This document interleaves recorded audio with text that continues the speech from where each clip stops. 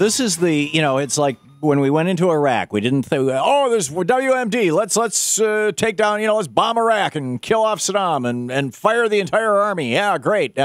Nobody said, well, actually Colin Powell said, but nobody listened to him. What are you going to do next? So let's say we just go right to the state of the art.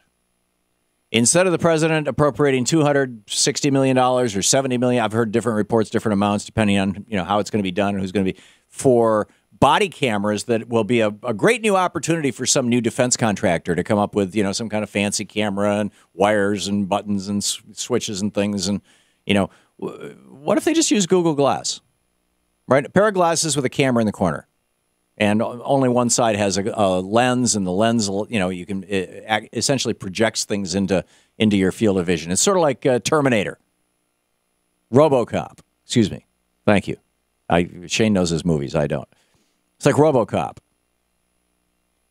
And so, as the police officer's driving down the street, every car that goes in the opposite direction, if your face is caught by his glass, instant facial recognition. Oh, wait a minute. That guy's got a warrant. He didn't pay his parking tickets.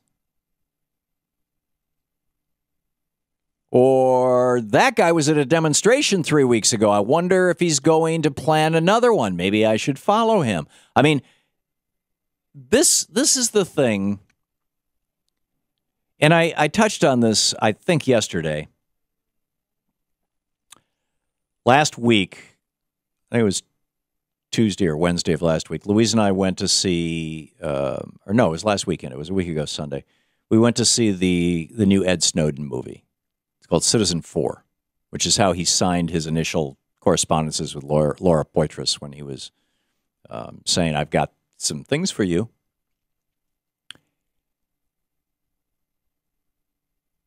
And the point that the movie made, and these are my words, not those of the filmmakers. In fact, I shouldn't even say the point the movie made. The point that I got out of the movie was that there is a certain, not necessary, but useful apparatus for a police state. Right? If China wants to know what all their citizens are doing, they just put cameras on every street corner. They put cameras in the police cars. They have the technology. We invented it to monitor everybody's computer, to monitor everybody's cell phone, to turn on and off the cameras and the microphones whenever they want. And you've got one in all probability around you. We did a story a week and a half ago or so about the guy who read the terms and conditions on his new smart TV. Turned out his TV, which he thought was so cool because you hook it up to the internet and you're sitting in front of it and you can say, tune to CNN. Tune to Channel 4. And it just does it.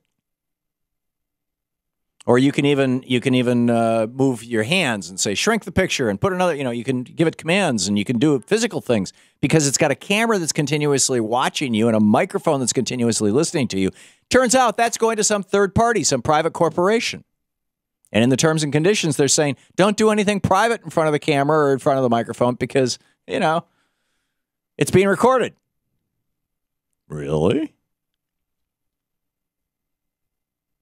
So what happens if absolutely everything that's going on that officer's body cam isn't just stored in a body cam?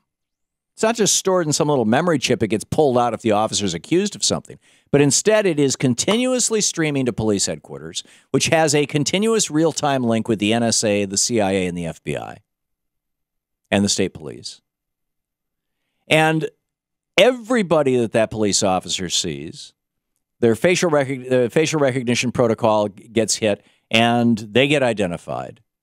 And increasingly, we're moving into the world where there's nothing you can do where if we had a president who is crazy enough or paranoid enough, he could flip on the police state. Now, right now, President Obama's not that guy. Right-wing paranoia and the Tea Party notwithstanding, they're convinced he is. The empirical evidence is pretty much lacking. But the apparatus is there. The NSA has gotten that intrusive into our lives. And local police could become and have gotten that militarized. I mean, I was in 2004, I was in Minneapolis, as I recall, is where the Republican National Convention was. And they were busting down doors and arresting kids who were simply planning to go protest the Republicans. Just planning to protest them. But they were using, in many cases, snitches. They were using old-fashioned technology, embed a person inside the movement.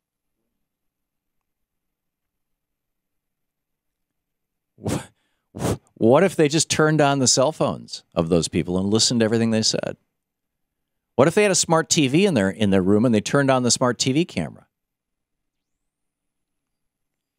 What if, when the police officers confronted them, every single cop had a Google Glass or had a camera on, and that camera is streaming real-time information back to headquarters, and so they literally know where every protester is at every moment and what they're doing.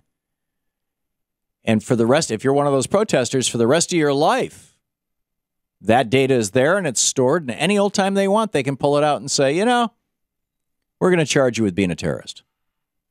You've just lost all your rights, because under the Patriot Act, you don't even have to be charged by a jury of your, you don't even have to have a trial before a jury of your peers.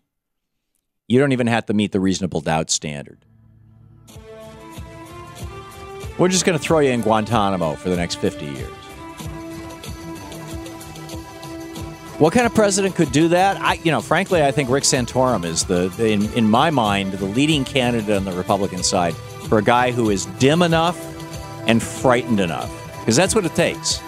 He's not very smart and very scared to do this kind of thing. That's what George W. Bush, 2003. You're listening to the Thom Hartmann Program. Call 202-536-2370. Well, really, George W. Bush, 2002, after 9/11, a danger, but one he blew all out of proportion. Him and Dick Cheney, so terrified little men. Look at what they did to this country.